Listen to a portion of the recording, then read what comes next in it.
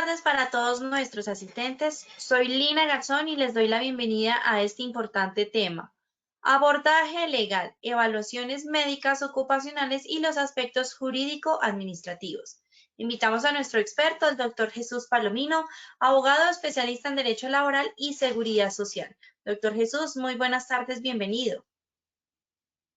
Activa tu micrófono, por favor, no te escuchamos.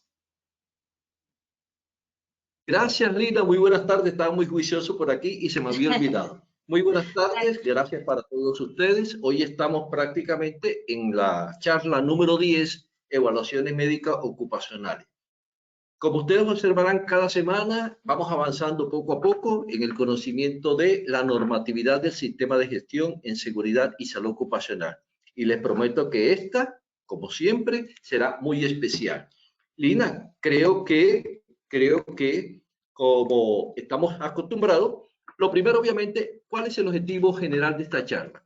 Vamos a armonizar el conocimiento que tenemos sobre evaluaciones médicas e historia clínica con la normatividad legal colombiana que está vigente actualmente. No solamente es la resolución, sino los decretos, etc. Y creo que, como nos tienes acostumbrado, Lina, vamos a ver cómo estamos frente a la charla. Adelante. Muchas gracias, doctor. Claro que sí, vamos a realizar el sondeo, como siempre. Les recuerdo a nuestros participantes que en sus pantallas van a observar las preguntas y tienen la opción de seleccionar la respuesta correcta. Así que bueno, vamos con la primera pregunta. Si al realizar la evaluación médica ocupacional de egreso se encuentra una presunta enfermedad laboral, se debe reportar A, la EPS, B, la ARL, C, el Ministerio de Trabajo o D, todas las anteriores. A ver, ¿qué dicen ustedes? Contesten, seleccionen ahí la respuesta correcta, desde sus pantallas la seleccionan y damos rápidamente 10 segunditos para que contesten, por favor. Bien, cerramos la primera pregunta, vamos a ver los resultados.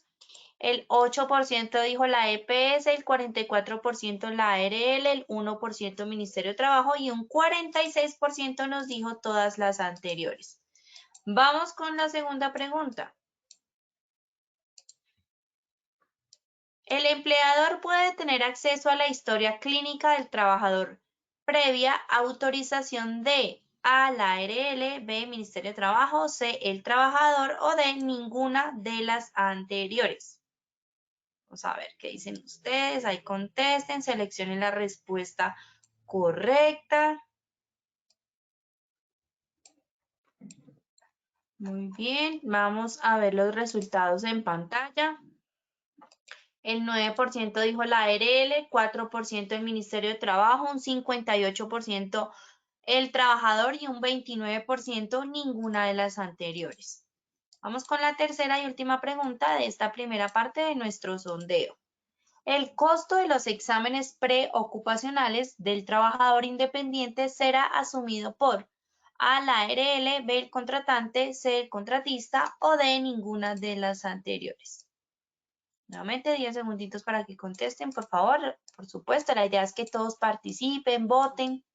Recuerden que al finalizar tendremos las mismas 3 preguntas y ya el doctor Jesús nos va a brindar las respuestas correctas. Muy atentos.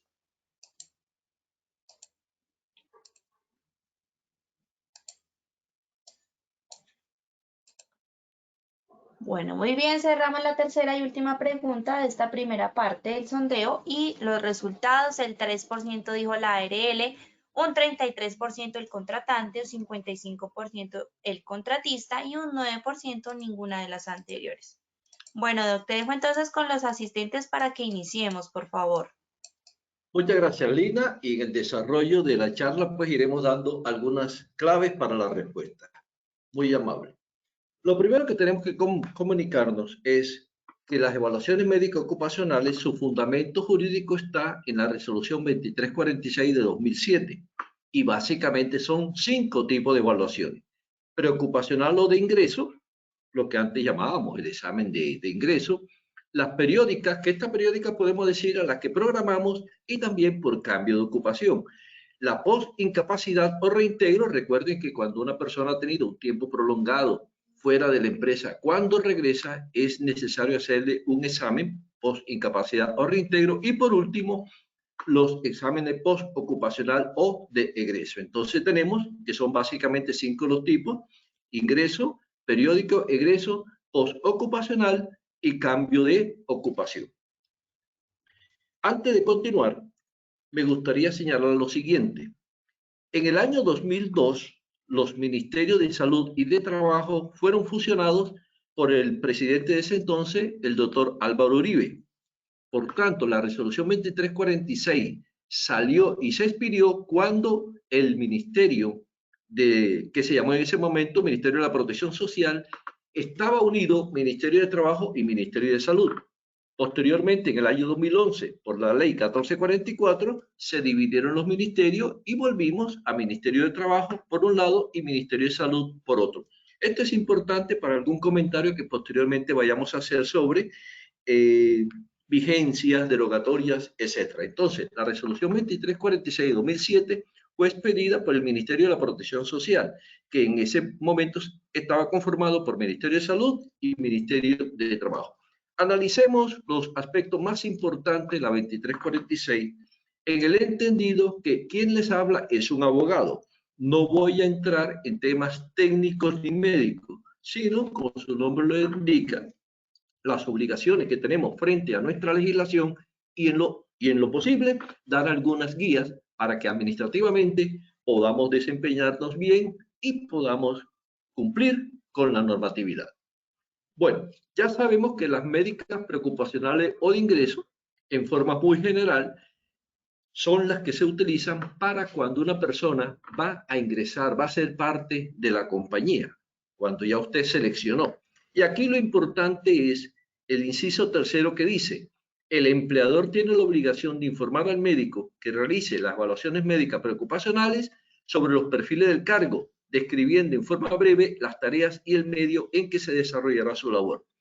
Observen que hace muchos años, ustedes no habían nacido, quizás yo tendría por ahí unos 5 o 10 años, los trabajadores se les practicaba un examen, hoy hablamos de evaluaciones médicas, y muchos de los trabajadores también renunciaban a ciertas enfermedades. Obviamente estamos hablando de la época cuando no existían las EPS, no existían las ARL, no existía el sistema de seguridad social como hoy se conoce.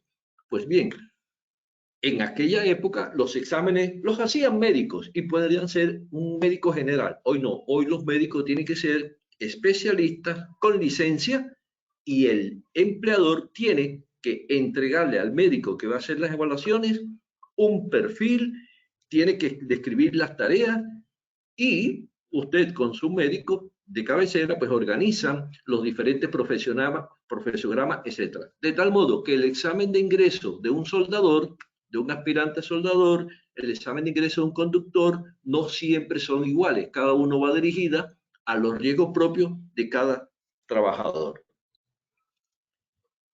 La segundo tipo de evaluación son las periódicas, y esta periódica la dividimos en programada y por cambio de ocupación. Periódica, entonces, aquí siempre ha habido una pregunta, que los exámenes de periódico ¿con cuánto tiempo se hacen? Bueno, si el sistema de gestión cada año debemos auditarlo, se entiende en teoría que cada año debiéramos hacer para cada uno de nuestros trabajadores los exámenes periódicos. Pero esto lo va a determinar usted como empleador y su médico, obviamente, con el apoyo también del director o líder del sistema. ¿Por qué? Porque es cada médico, de acuerdo con las necesidades propias del cargo y los riesgos que ésta genera, quien puede determinar si el examen A o el examen B se puede hacer una vez al año o se pueden hacer 2 veces al año o por el contrario. Hay casos, he conocido casos, donde el examen para ese tipo de trabajadores no se hace cada año, sino se puede hacer cada 2 años. Por eso, la legislación no nos dice en qué tiempo debemos hacer los exámenes. Repito, lo normal, lo general, lo común es que cada año hagamos por lo menos un examen periódico a cada trabajador, pero será el médico de la empresa, su asesor médico, quien determinará si se hacen una vez al año o 2 veces al año o 3 veces al año o por el contrario, puede hacer una vez cada 2 años o cada 3 años, dependiendo del cargo, de los riesgos, del profesionograma, etc.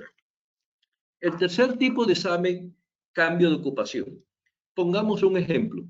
Usted contrató a una persona que trabaja como mensajero o como almacenista. Obviamente, por lo que acabamos de comentar, ya usted le practicó los exámenes pertinentes, teniendo en cuenta los riesgos de tránsito, riesgo público para el caso de mensajero y los riesgos locativos, etcétera, para el caso de almacenista.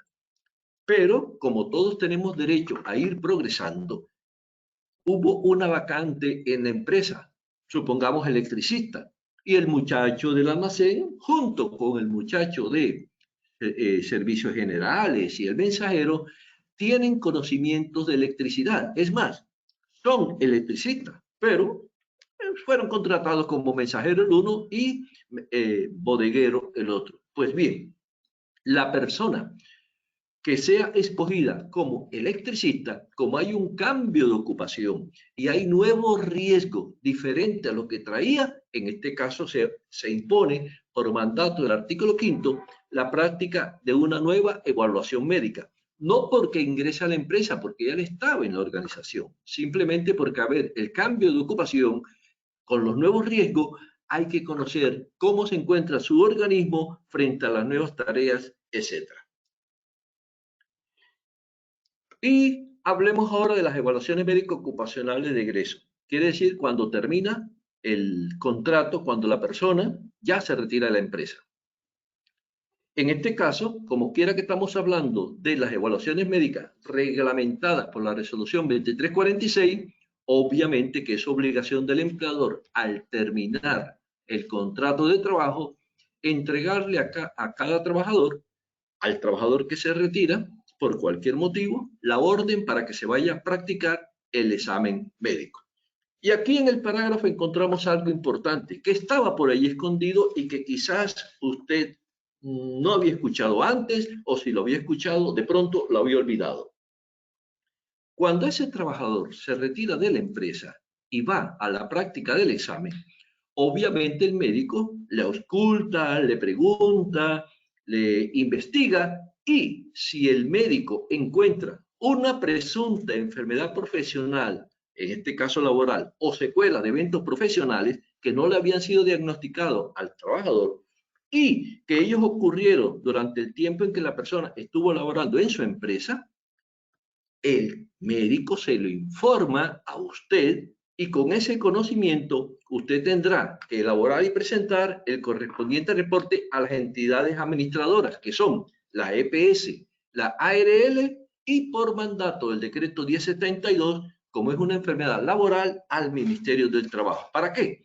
Para que se dé inicio a la determinación del origen. Entonces veamos que desde el año 2007 estuvo allí escondida, dormidita, una obligación que en ocasiones no conocemos y que no cumplimos. Y es la siguiente: si al practicarse el examen de egreso, de retiro, la evaluación médica de retiro al trabajador, se detecta por parte del médico que le está practicando el examen una presunta, decimos presunta porque todavía no ha sido confirmada, simplemente el médico detecta que las lesiones que tienen columna, y como el muchacho era un operario de bodega, por decir algo, detecta y presume que esta enfermedad, además, porque cruza información con el examen médico de ingreso, entonces el médico le informa a la empresa y el empleador está obligado a reportar tanto a la EPS como a la ARL dentro de los 2 días hábiles siguientes de diagnosticada la enfermedad.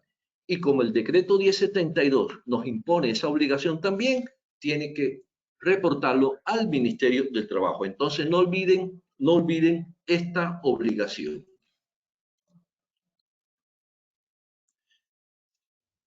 Y en este momento tenemos que cruzar información con el Código Sustantivo del Trabajo. Recordemos que uno de los objetivos que nos propusimos fue armonizar la resolución 2346 con las demás normas que existen. Vamos a revisar dentro de las obligaciones especiales del empleador señaladas por el artículo 57 del Código Sustantivo del Trabajo la siguiente. Voy a leerlo textualmente. Numeral 7. Dar al trabajador que lo solicite a la expiración del contrato una certificación en que conste el tiempo de servicio, etcétera, etcétera. E igualmente, si el trabajador lo solicita, hacerle practicar examen sanitario y darle certificación sobre el particular. Continúo. Se considera que el trabajador por su culpa elude, dificulta o dilata el examen cuando transcurridos 5 días a partir de su retiro no se presenta donde el médico respectivo para la práctica del examen, a pesar de haber recibido la orden correspondiente. Aquí nos surge un pequeño inconveniente, queridos amigos. La resolución 2346 nos está señalando que debemos entregarle al trabajador la orden para que se practique el examen médico de retiro. Pero el artículo 57 del Código Sustantivo del Trabajo, que es un decreto, porque es un decreto, y es norma superior a la resolución, nos está diciendo que solo debemos entregarlo si el trabajador lo solicita. Entonces, en apariencia tenemos aquí una confrontación entre las dos normas. La norma particular, que es una resolución que nos dice, dentro del sistema de gestión usted tiene que practicar 5 tipos de evaluaciones médicas y cuando finalice tiene que entregarle la orden para que se haga su evaluación médica de retiro. Y el otro que me dice un examen sanitario si el trabajador lo pide. A mí me gustaría que entendiéramos las dos circunstancias. La resolución 2346 nos está hablando de evaluación médica ocupacional, no nos habla de un examen sanitario, no nos habla de un examen común y corriente. Este artículo 47, que es de verdad, créanmelo, muy, pero muy antiguo, es anterior a la 2346, es anterior al decreto 1072 y fue un artículo que viene funcionando en Colombia, que viene teniendo vigencia desde hace muchos, pero muchos años. Entonces, este artículo, por ser pero tan antiguo, más bien respondía a aquellos momentos en que el trabajador se practicaba un examen general y al finalizar salía con un examen general. Ahora usted me dirá, bueno, pero ¿qué diferencia hay entre ese examen y el de otro? Usted mismo ha dicho, me puede usted decir, vamos a armonizar los dos exámenes, porque no puede haber un examen general y un examen específico. Bien, si yo me apoyo en el artículo 57, estoy en la obligación de darle al trabajador, cuando me lo pida, la orden del examen. Obviamente ya no es para un examen sanitario, ya será para una evaluación médica de retiro. Yo creo que hasta el momento ahí más o menos hemos saldado.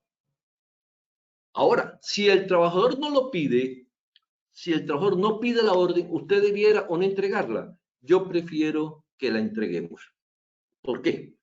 Porque mire, ¿a quién conviene que el trabajador se practique el examen? Realmente conviene más al trabajador. ¿Por qué? Porque si el trabajador no se practica el examen, si el trabajador no se practica el examen y luego de 1 año o 2 años siente dolencias en su columna y le demanda a usted como empresa, usted simplemente responde y dice, no señor, yo le di la orden para que se practicara el examen. Usted no fue. Y ha pasado tanto tiempo que no sabemos si esa patología usted la adquirió conmigo como empresa o en los futuros trabajos. Entonces, cuando el trabajador no se practica el examen, favorece a la empresa. Pero aquí no quiero que nos quedemos en el momento de a quién favorece o no. La pregunta es, ¿estoy o no obligado a entregarle al trabajador la orden para el examen? Hasta el momento la resolución 2346 me dice que sí. Y el código sustantivo me dice que solo si él me lo pide. Pero revisemos y recordemos que nosotros tenemos que ser proactivos. Quiere decir, debemos ir más allá, porque de manera integral, después vamos a ver otras obligaciones que frente a una demanda, este artículo por sí solo quizás no me hubiera salvado. Por ello, quiero analizar un caso muy viejo, del año 1999, en el cual la Corte Suprema de Justicia señaló que no era obligación del empleador el entregar el examen, la orden para el examen sanitario de retiro. Repito, vamos a analizarlo por una circunstancia. Ustedes, después de esta charla, quizás queden con algunas dudas y consultarán con un abogado, lo cual yo sugiero que consulten con un abogado especialista en derecho laboral y seguridad social. Y es posible que haya algunos colegas que le digan que no es obligación practicar el examen médico de retiro. Yo les voy a dar mis consejos, yo les voy a dar mis pautas, mis criterios para decir hágalo, hágalo. Pero quiero que usted tenga las dos situaciones frente a usted, los dos conceptos. Entonces veamos. Esta es una sentencia de hace muchos años, pero no por ser de muchos años pierde validez. Veamos qué ocurrió. Primero, veamos qué ocurrió. Mediante esta sentencia del año es de la Corte Suprema de Justicia, sale casación laboral, radicación 12.11.7, usted la puede bajar de la internet, está por allí. Yo esta mañana la consulté y la descargué. Mediante esta sentencia, la Corte definió un caso en que un señor de apellido López demandó lo que en su momento se llamaba la Empresa Nacional de Telecomunicaciones. Y obviamente al demandar pidió el reintegro, salario, prestaciones sociales, etcétera, etcétera, etcétera. El trabajador obviamente estaba solicitando indemnizaciones, pero dentro de las pretensiones indicó que como la empresa no le había entregado la orden para practicarse el examen médico y como él era trabajador oficial, el contrato de trabajo no había finalizado, porque ahorita vamos a ver una norma que así lo señala.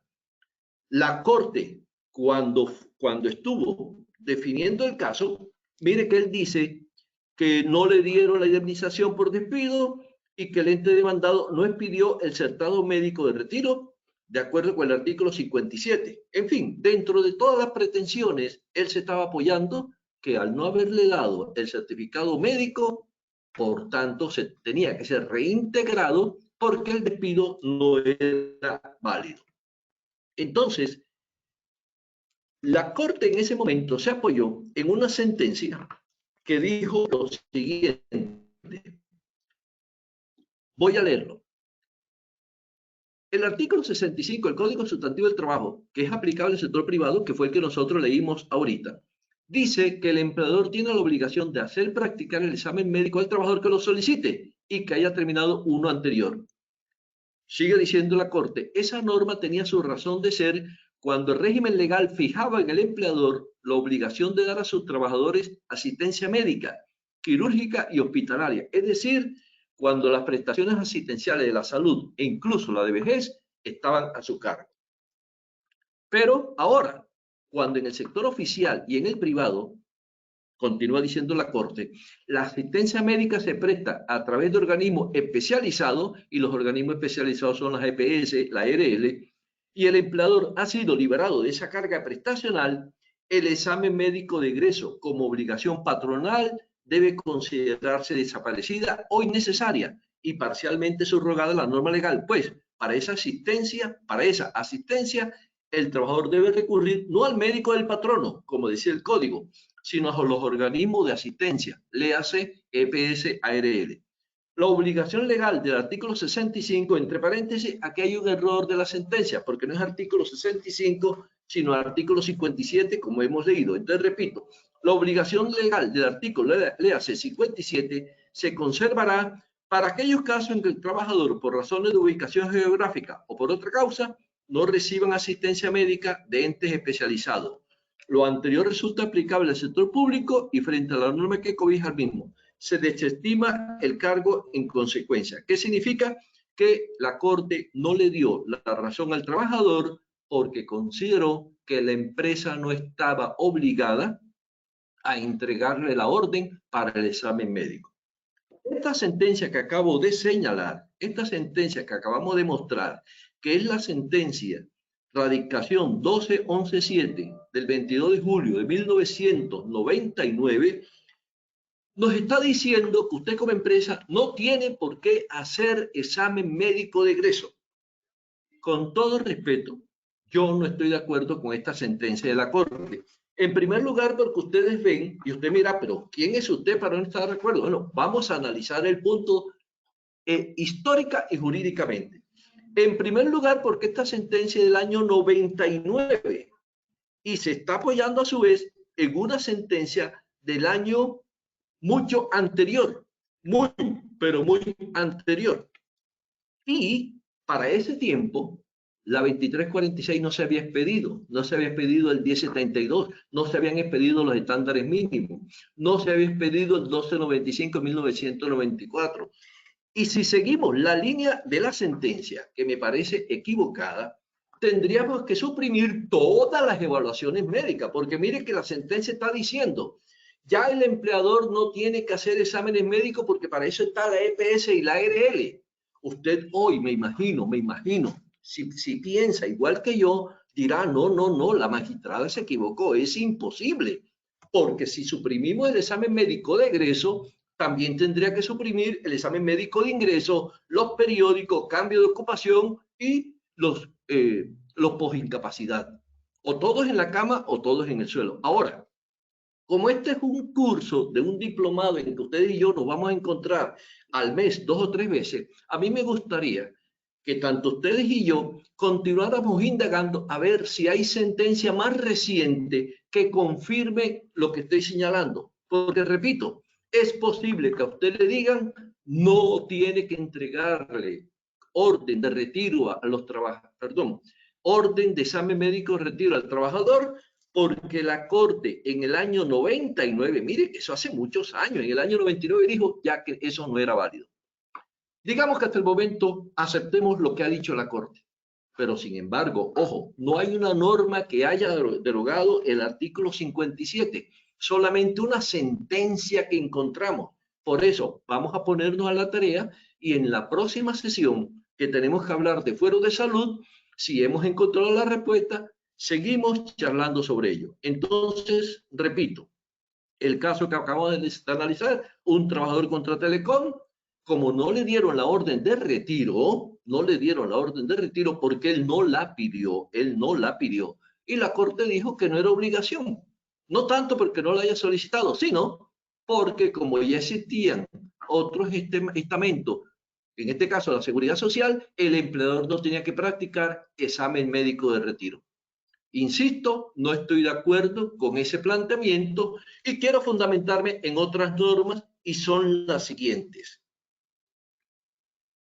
El decreto 1083-2015, que es más reciente, y es el decreto por el cual se pide el decreto único reglamentario del sector de la función pública, en el artículo 2230-616, señala lo siguiente.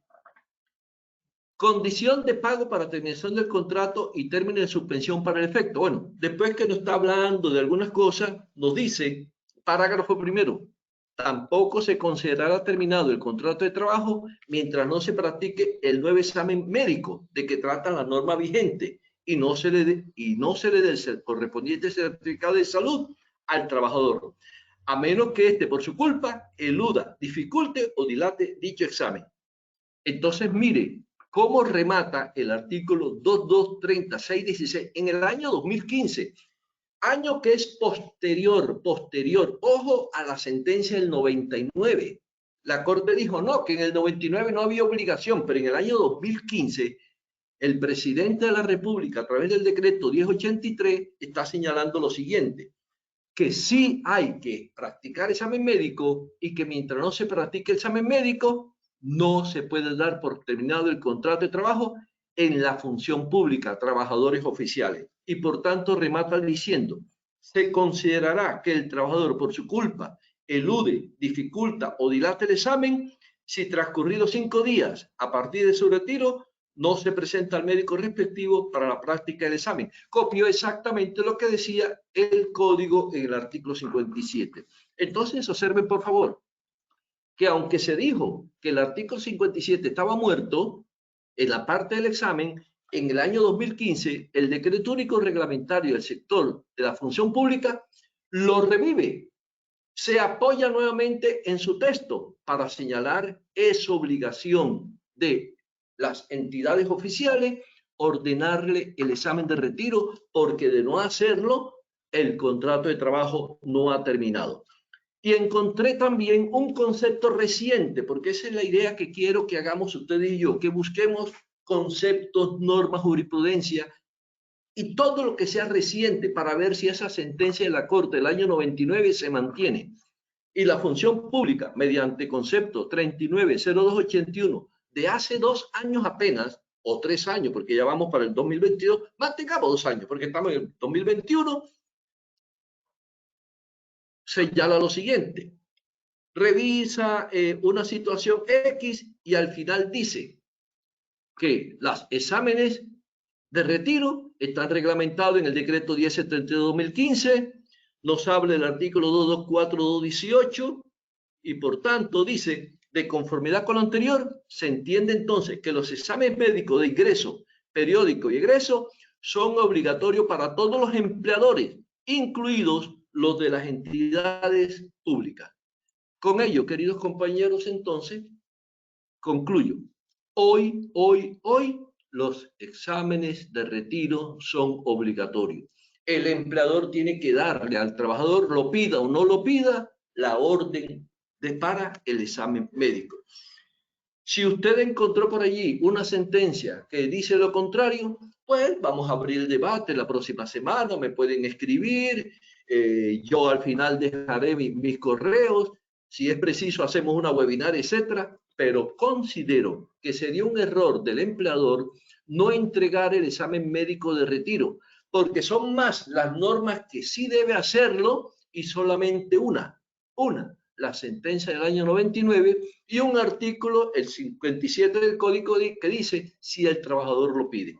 Si el sistema de gestión de seguridad y salud de trabajo reglamentado por el decreto 1295-94 y que tiene nacimiento en la ley 1562-2012 señala que dentro del sistema están las evaluaciones médicas, obviamente yo no puedo retirar de ese listado de evaluaciones el examen médico de retiro. Entonces mi posición es que sí es obligatorio, el empleador debe entregarlo y bueno, hay una sentencia, entre los abogados tenemos disparidad muchas veces, la Corte también se equivoca, los jueces también se equivocan y queda en cabeza de usted, queda en su decisión seguir el lineamiento de la sentencia del año 99 o continuar con las normas que les he mencionado y que considero están más actualizadas. Yo les sugiero que haga practicar a sus trabajadores examen médico de retiro. Tiene mucho más beneficio que no hacerlo, pero en usted está la decisión. Continuemos, por tanto, para otro tema. Se nos dice en el artículo 7º, lógicamente, que para hacer las evaluaciones médicas, usted tiene que entregarle una información. Esta resolución, los compañeros, líderes del sistema, directores del sistema, ya la conocen. Usted también debe conocerla y reúnase con su médico para que vayan explicándole un poco más, porque repito, son aspectos científicos, técnicos, que en este momento, por no ser abogado, no quiero tratar. Simplemente aquellos aspectos jurídicos y las recomendaciones para que administrativamente usted pueda salir adelante. El artículo 8º nos habla del contenido de la evaluación médica y allí algo en el numeral 11, miren lo que nos dice. Cuando el médico le haga cualquier evaluación médica y encuentre una probable o presunta enfermedad de origen laboral, deberá fundamentarla brevemente, el médico está obligado a practicarla. Entonces, miren ustedes que esto, desde el punto de vista de seguridad y salud en el trabajo, es muy importante. ¿Por qué? Porque si a usted un médico, un examen periódico, un examen por cambio de ocupación, post, incapacidad o de retiro, le informa que Pepito Pérez presuntamente tiene una enfermedad laboral, porque el médico no es calificador, él dice presuntamente, ya usted lo remite a la EPS, a la ARL, para que se inicien el proceso de calificación. Hay que hacerlo. Ya sabemos que el personal responsable de realizar evaluaciones médicas, obviamente, son los médicos especialistas en seguridad y salud en el trabajo. Pero el artículo 9 yo encuentro, y voy a estudiarlo un poco más detenidamente, que quizás tenga una controversia con la nueva resolución, la 754, que trata sobre las licencias. ¿Recuerdan cuando al inicio les dije que había que tener en cuenta que esta resolución fue pedida por el Ministerio de la Protección Social, del cual participaba y hacía parte el Ministerio de Salud? Porque aquí el artículo 9 nos dice que en Amazonas, Arauca, Chocó, Guainía, Guaviare, etcétera, cuando no haya médicos especialistas, pueden practicar las evaluaciones médicas aquellos médicos que tengan como mínimo 2 años de experiencia en salud ocupacional, no importa que no sean especialistas. En fin, esto es algo que hay que analizar. Yo no quiero ahora decirle a los médicos generales de Arauca, etcétera, pero también es cierto que ha pasado bastante tiempo y ya hoy tenemos muchos en el país, muchos médicos especialistas, y se entiende que si no hay en la localidad, pueden trabajar allí los médicos no especialistas, siempre que se registren hacia la Secretaría de Salud y tengan mínimo 2 años de experiencia. Ahora, las evaluaciones médicas son asumidas por el empleador. Las evaluaciones médicas, los trabajadores son asumidas por el empleador. Cuando usted contrata a una persona, obviamente, usted como empleador tiene que asumir el costo de estas evaluaciones médicas. El artículo 12, ya lo he dicho en varias ocasiones porque ha sido repetitiva la resolución 2346, cuando nos dice que si se diagnostica una enfermedad común o laboral, el médico que la realice tiene la obligación de remitir al trabajador a los servicios de atención en salud que se requieran. Entonces, recibido el reporte, las entidades administradoras, ¿cuáles son? EPS, ARL, Fondo de Pensiones, dependiendo de cuál, deben iniciar el trámite de determinación del origen del evento. Solamente para recordar que el accidente de trabajo y la enfermedad laboral tienen que reportarse dentro de los 2 días hábiles y que el decreto 1072 nos señala que cuando haya una enfermedad diagnosticada como laboral, tiene que reportarla ante el Ministerio del Trabajo. Entonces, estamos obligados a reportar a la EPS, a la ARL, por el artículo 62 del decreto 1295 y reportarlo al Ministerio del Trabajo dentro de los 2 días hábiles, porque así nos lo ordena el decreto 1072. Y frente a cada factor de riesgo, obviamente, habrá evaluaciones médicas muy específicas. Y aquí tendríamos que hablar un poco. Si usted tiene procesos en los cuales utiliza sustancias potencialmente cancerígenas, igual que lo está pidiendo el artículo 13, usted tiene que enviar a esos trabajadores a chequeos médicos especiales, porque mañana pueden tener enfermedades derivadas del riesgo, derivadas del manejo de estas sustancias, ya sean cancerígenas o potencialmente cancerígenas. Y esto nos lo está diciendo el decreto 1072-2015. Por último, y para ya llegar, entrar a la parte final, hablemos de la historia clínica ocupacional. Recordemos que la historia clínica ocupacional hace parte de las evaluaciones médicas y que además debe mantenerse actualizada y se debe revisar comparativamente. Y aquí un consejo para los trabajadores que tienen medicina prepagada. Hay empresas que permiten, que facilitan, que le entregan a sus trabajadores unos servicios adicionales, como es el caso de la medicina prepagada. O trabajadores que por cualquier motivo no quieren ir al médico de la EPS y van a un médico particular. Miren que el artículo 15, en el parágrafo segundo, nos está diciendo que la historia clínica ocupacional deberá mantenerse actualizada. Por tanto, si usted tiene médico en su empresa o tiene un departamento médico, converse con sus trabajadores para que le hagan llegar a la historia clínica del trabajador y pueda usted incluirla todas las evaluaciones, resultados y exámenes que a través de otros médicos le puedan realizar o practicar al trabajador. Y este llamado también es para los trabajadores, porque cuando la EPS va a calificar el origen de la enfermedad, requiere la mayor cantidad de información posible. Y si el trabajador muy poco ha ido a la EPS, pero toda la información la tiene en otro consultorio, obviamente si usted no le informa como trabajador, como paciente, como persona interesada a su médico tratante, él va a trabajar y a calificar sobre la poca información que tiene. Entonces, estas reglas son claras, yo las presento de manera objetiva, están allí en la resolución 2346, artículo 15, parágrafo segundo. Hay que mantener actualizada la historia clínica ocupacional. Y llegamos a un artículo interesante, que es el artículo 16. Reserva de la historia clínica ocupacional. Comienzo hablando del parágrafo. Miren que este parágrafo nos dice, en ningún caso, y ningún caso, queridos amigos, es ninguno, el empleador podrá tener acceso a la historia clínica ocupacional. Solamente se permite que se tenga acceso, uno, por orden de autoridad judicial.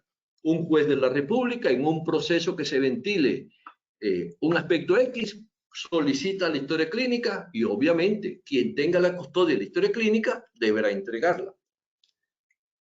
Segundo, mediante autorización escrita del trabajador cuando éste la requiera con fines estrictamente médicos. Estamos hablando ahorita de que el trabajador está siendo atendido por un médico de medicina prepagada, etcétera, solicita su copia de historia clínica para que el otro médico le conozca. No hay ningún problema, recuerde. El dueño de la historia clínica es el trabajador. Por tanto, él puede autorizar que se entregue por parte de su médico tratante a otro.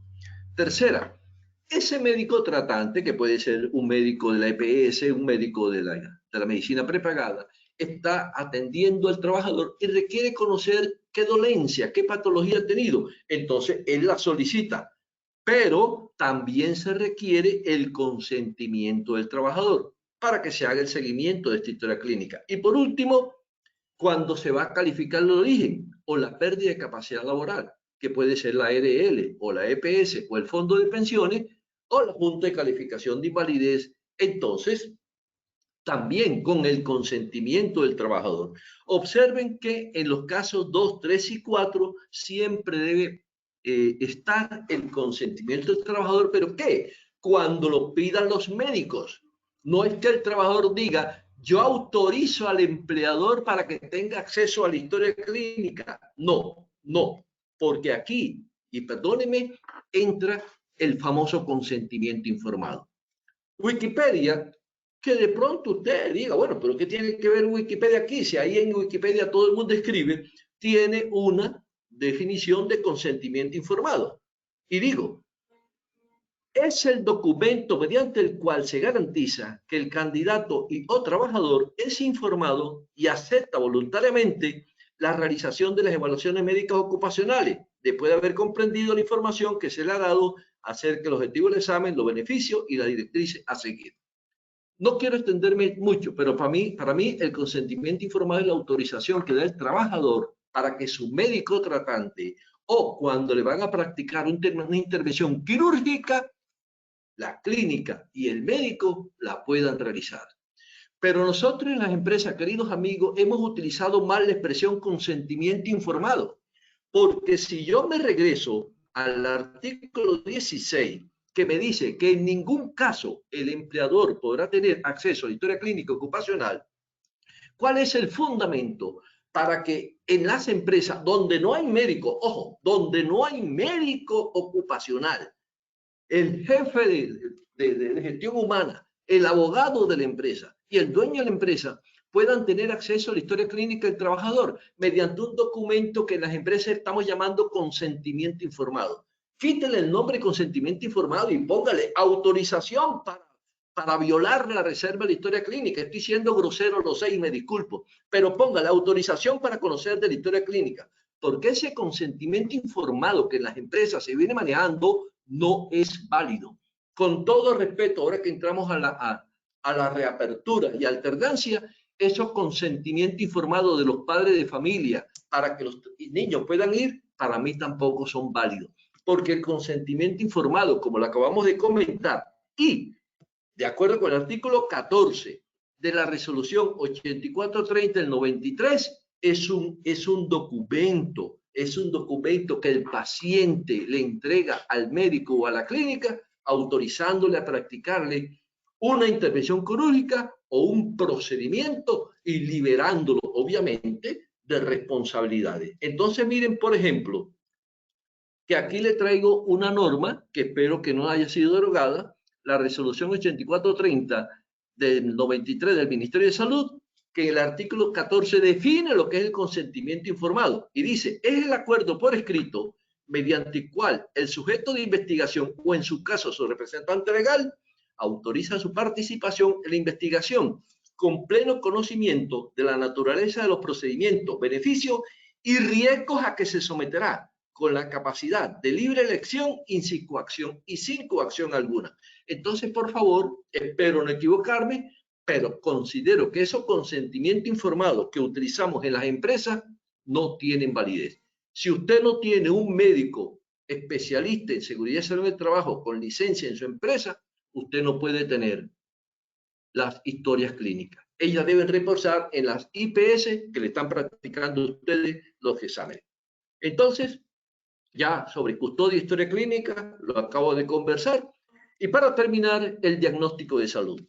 El decreto 1072-2015 nos pide que ustedes tengan dentro de la documentación un informe de condiciones de salud y el perfil sociodemográfico. Pues bien, vengo insistiendo, y esta es una de las dificultades que a veces tenemos con algunos colegas, que las IPS le cobran a las empresas el diagnóstico de salud. Estoy señalando en este momento el artículo 18, donde dice, toda persona natural o jurídica que realice evaluaciones médicas ocupacionales de cualquier tipo deberá, cuando encontramos el verbo deber, cuando encontramos la inflexión, deberá es una obligación, deberá entregar al empleador un diagnóstico general de salud de la población trabajadora que valore, el cual se utilizará, etc. Usted tiene todo el derecho de pedirle a su IPS que le entregue el diagnóstico de salud. Si usted no lo pactó, si usted no lo discutió cuando se celebró el contrato de las evaluaciones, revise bien la próxima vez. Ahora, ese diagnóstico, allí dice la información que debe entregarle. Algunos me han dicho, lo que pasa es que nosotros cobramos porque entregamos un diagnóstico más detallado. Bueno, eso sí lo puedo aceptar, perfecto. Pero el diagnóstico como tal, con la información que tiene el artículo 18, debe ser entregado y debe ser parte del contrato general. En fin, revíselo, evalúe, consúltelo con su abogado, consúltelo con la IPS que usted ha celebrado contrato para las evaluaciones médicas, pero ellos tienen que entregarle ese diagnóstico de salud. Por último, ya ustedes saben que los exámenes y evaluaciones médicas se tienen que conservar mínimo 20 años. Los trabajadores deben procurar el cuidado de su salud. Aprovechen para que en los reglamentos de trabajo incluyan normas exigiendo todo esto que tiene que ver con la historia clínica. Y algo importante, si el trabajador no asiste a los controles, no asiste a las citas médicas, a las evaluaciones, las ARL, por mandato de la ley 776-2002, artículo 17, suspenderán el pago de las prestaciones económicas. Igual si el evento es común. Las EPS, a través del decreto 180-2016, artículo 22342, igualmente señalan que si el trabajador está abusando del derecho frente a las incapacidades, ellos les hacen un requerimiento y si el trabajador no responde, también le pueden suspender el pago de estas incapacidades. Por último, estoy como porque ya se me está acercando el tiempo, el circo que se despedía hace 2 meses y recuerden que tenemos la telemedicina, las evaluaciones médicas usted la pueden hacer también a través de telemedicina, servicio de transmural, eso no lo autoriza la resolución 0312-2019. Y para los contratistas, sí, los contratistas, personas naturales, hay que incluirlos a ellos en las evaluaciones que tengamos que hacer y en el sistema de gestión. Los periódicos los paga el contratante, o sea, la empresa, pero exámenes preocupacionales, porque el contratista no es examen de ingreso, porque él no ingresa. El examen preocupacional lo paga el contratista. Quiere decir, si usted contrata a una persona natural, para que le prestes un servicio y le exige la evaluación médica, él se lo practicó y esa evaluación tiene vigencia por 3 años y es válido para todos los servicios, todos los contratos que él tenga. Y evaluación preocupacional, allí le resalto, el costo de estos exámenes será asumido por el contratista. Y para el cierre, porque me he caracterizado que cada vez que le hablo de algo legal, les digo cuánto pesa en estándares mínimos. Mire, la descripción sociodemográfica, la actividad de promoción, la información al médico, los perfiles del cargo, la realización de las evaluaciones médicas, la custodia de la historia clínica y las restricciones y recomendaciones médico-laborales, 1, 2, 3, 4, 5, 6 puntos de la tabla total de estándares mínimos. Importante que lo sepan. Muchas gracias y creo que llegó el momento de saber cómo nos fue en el sondeo. Lina, adelante. Muchas gracias, doctor. Claro que sí, vamos a realizar el sondeo. Les recuerdo que pueden observar las preguntas en pantalla y tienen la opción de seleccionar la respuesta correcta. Así que bueno, vamos con la primera pregunta. Si al realizar la evaluación médica ocupacional de egreso se encuentra una presunta enfermedad laboral, se debe reportar A, la EPS, B, la ARL, C, el Ministerio de Trabajo o D, todas las anteriores. Vamos a ver qué dicen ustedes. Por favor, contesten ahí desde sus pantallas, seleccionen la respuesta correcta.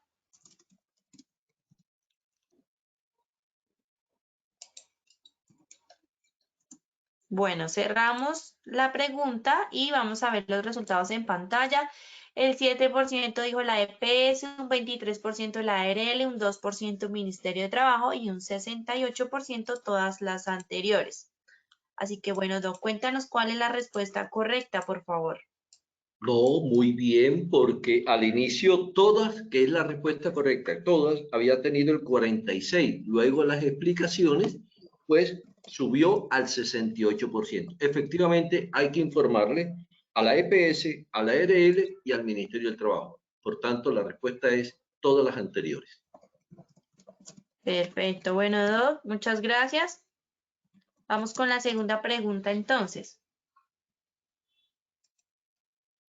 El empleador puede tener acceso a la historia clínica del trabajador previa autorización de A, la ARL, B, el Ministerio de Trabajo, C, el trabajador, D, ninguna de las anteriores. Seleccionen ahí la respuesta correcta, por favor. 10 segunditos para que contesten.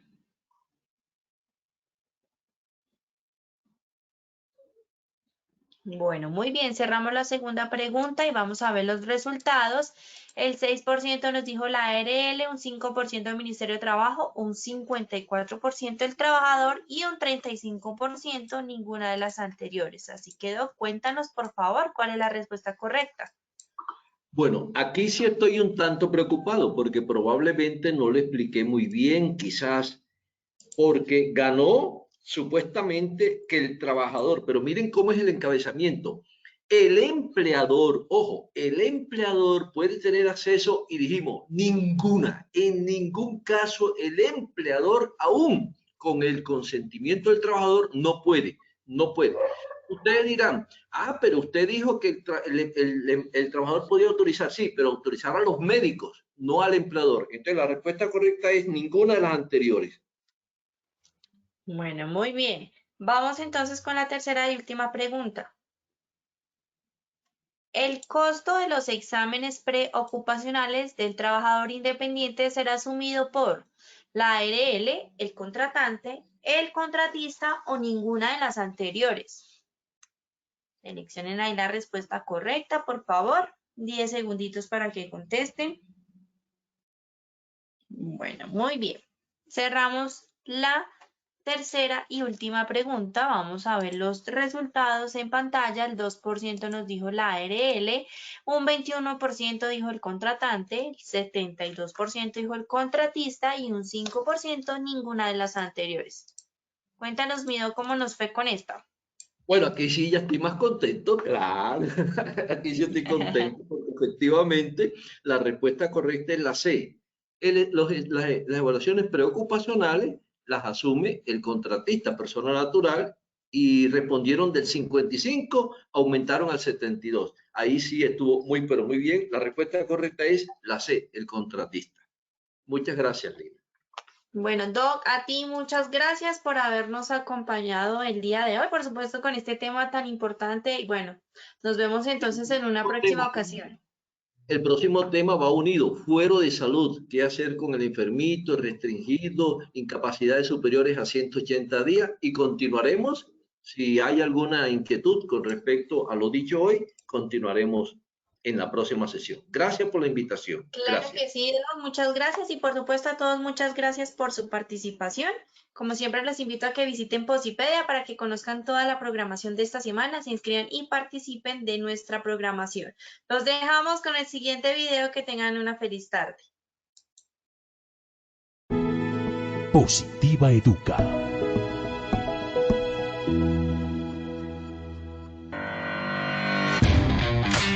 Consejos positivos para cuidar nuestra salud ante el COVID-19. Si te pasan estas novelas... Amor, ya no vengas a mi apartamento. Debemos distanciarnos. ¿Pero por qué, María Paula?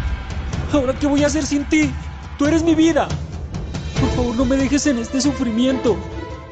¡Ey, amor! No exageres. No te estoy terminando. Es porque ampliaron la cuarentena.